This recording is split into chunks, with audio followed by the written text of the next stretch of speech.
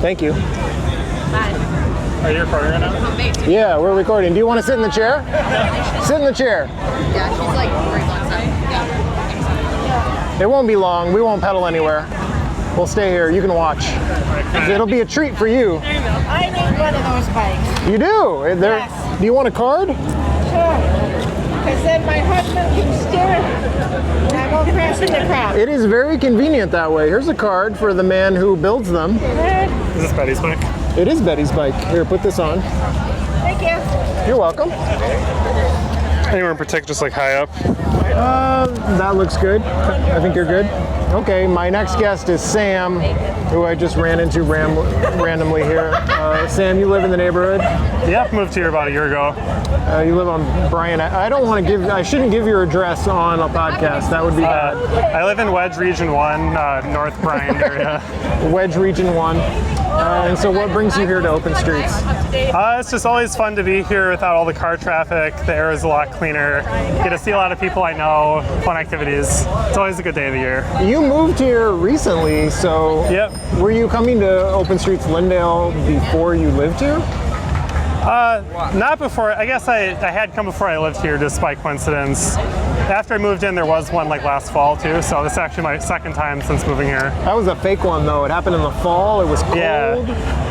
I didn't enjoy that one. I did enjoy that one, but It wasn't I quite the prefer same. June. I prefer June Open Streets. We can like bare our arms, right? We can bare our arms. So I feel like we agree on a lot of stuff. So I don't know how interesting this conversation is going to be. But do you own a car? Yeah, I do actually. Oh, you do own a car. Yeah. How often do you drive it? I don't really drive at all. My fiance works in the suburbs, so she drives to work. But I work remotely, so I live right by the co-op too. So I go there for like groceries and stuff. So I really just don't have any reason to drive. I'm an Aldi man. I like Aldi.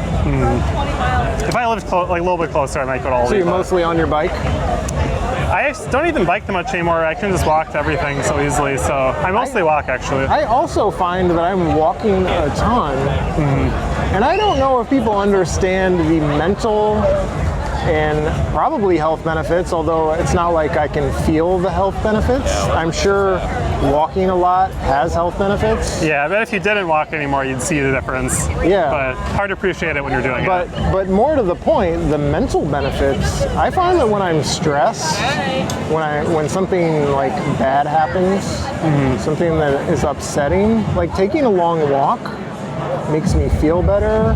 Also in terms of creativity, like if you're in a creative profession or you're just trying to do something creative and you feel like a block, oh, for sure. take a long walk. It will get you thinking in ways that are very helpful. I'm a little bit of a creative person, and I have so many great ideas when I'm out walking around the neighborhood. Yeah, for sure. And I feel like it's helpful to have a safe and pleasant place to do that walking, because I don't know. There's different qualities of walking. There's walking next to a big highway, or walking next to a pleasant commercial corridor with traffic at reasonable speeds, stuff to look at. Yeah, and I really avoid walking on like Lindale or Hennepin because the traffic's so bad. I usually actually walk into like East Isles to Lake Harriet, or not Lake Harriet, Lake the Isles, because it seems like there's so much less car traffic there. It's a nicer place to walk, so I really think we should make here more like that. And we're doing that a little bit on Lindale, maybe Hennepin, we'll see. I'm very excited for the pilot 4 to 3 lane conversion here on Lindale Avenue.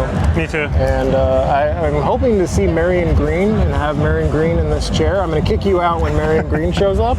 What should I ask Marion Green, who is the board chair of the Hennepin County Board? I guess when they're going to fix the rest of the streets, like Franklin, the reconstruction's coming up from like Chicago to Hiawatha or something, or Cedar in a couple of years. Lake Street too, that's their problem.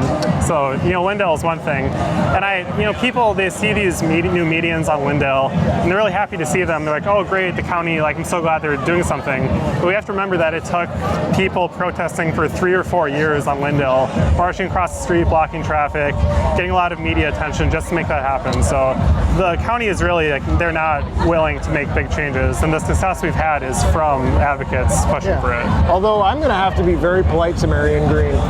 I can't be as hot as you just were. Yeah, and it also wouldn't be possible without a commissioner that supports these kind of things. There you go. Too. I have guided you towards being more the diplomatic. correct conclusion. That's what a newsman does. He blunts the criticism of powerful people. I said it, not you. Yeah, I will ask about Lindale Avenue. One question I have is, Hennepin County government is a mystery to me. I don't know how much power one commissioner actually has, or if they're a total bystander to whatever the public works department at the county wants to do. How much power does a commissioner have to say, no, this is how it's going to be, we're going to turn it? Because she's the board chair, there's no executive at the county level, no mayor figure. So how much power does she have to say this is how it's going to be? It's a lot more mystifying. I think a lot of it comes down to the public works director and stuff at the county, and I don't think anybody quite understands how it works, at least from the outside. These are big, body. What are you enjoying about the neighborhood lately, Sam? A restaurant, or a particular walk, or maybe a pencil sculpture? I saw the pencil sculpture, I think, last Friday.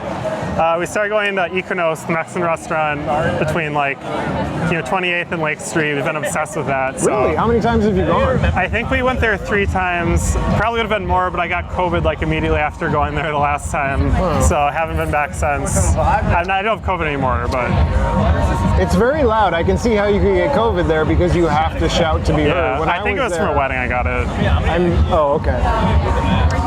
Yeah, I can't do loud restaurants. I hate talking loud. This feels like a loud restaurant situation to me right now at Open Streets because the music is everywhere. And I'm in the middle of asking a very important question with a council member next to me, and it's death metal, screeching. Yeah, but that's the real Lindale experience. It's never quiet here. There's cars screeching and crashing. Yeah. Another thing I'm excited about is there's a halal food truck that just appeared by the co-op by the gas station on 22nd there. So I'm excited to go try that out. There used to be a Mexican food truck across the street by the co-op, but they haven't been back since the beginning of the year, or the last year. Okay.